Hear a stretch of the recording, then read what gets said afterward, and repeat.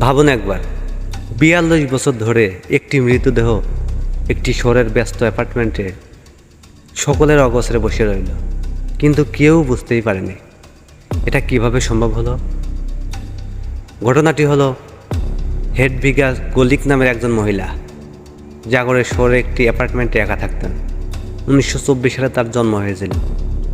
1966 সালে তার বয়স ছিল প্রায় ৪২ বছর।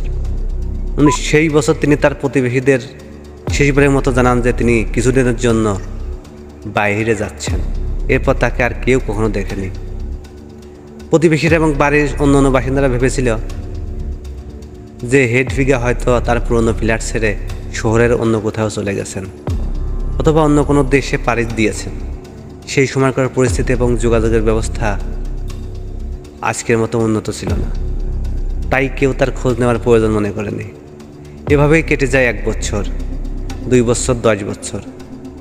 ৪২ বছর পর যা ঘটল 2008 সাল, অর্থাৎ হেডভিগাকে শেষবার দেখার ৪২ বছর পর শহরের কর্তৃপক্ষ এবং পুলিশ ওই ফ্ল্যাটের মালিকানা সংক্রান্ত একটি বিষয় তদন্ত করতে আসে।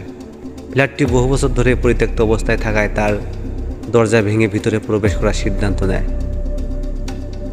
ভিতরে ঢুকেই তারা যেন সময়ের অতল গহ্বরে হারিয়ে যায়। ঘরটি ছিল 1960 দশকের আসবাবপত্র দিয়ে সাজানো, যেন একটি টাইম ক্যাপসুল।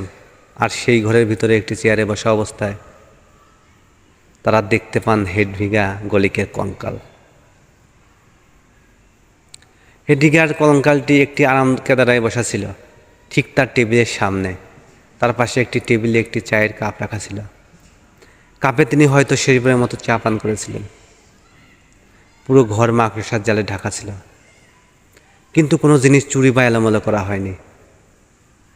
সব কিছু ঠিক সেভাবেই ছিল, যেভাবে ৪২ বছর আগে হেডভিগা রেখে গিয়েছিলেন। কীভাবে এটা সম্ভব হলো?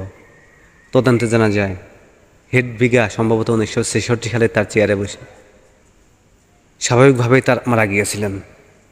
তার ফ্ল্যাটটি এমনভাবে তৈরি ছিল যে ভিতর থেকে কোনো গন্ধ বাইরে যাওয়ার সুযোগ ছিল না। প্রতিবেশীরা যেহেতু ধরেই নিয়েছিলেন যে তিনি চলে গেছেন, তাই তার খোঁজ করার প্রশ্নই ওঠেনি। ভাবুন একবার, ৪২ বছর ধরে একটি মৃতদেহ একটি ঘরের ব্যস্ত অ্যাপার্টমেন্টে সকলের অগোচরেই বসে রইল। এই ৪২ বছরে পৃথিবী কতটা বদলে গেছে। ভেঙে নতুন দেশ ক্রোয়েশিয়া তৈরি হয়েছে, মানুষ চাঁদে অবতরণ করেছে, ইন্টারনেট এবং মোবাইল ফোনের আবিষ্কার হয়েছে, চীনায় যুদ্ধ শেষ হয়েছে, কিন্তু হেডভিগার জন্ম সময় থেমে গিয়েছিল সেই 1966 সালেই।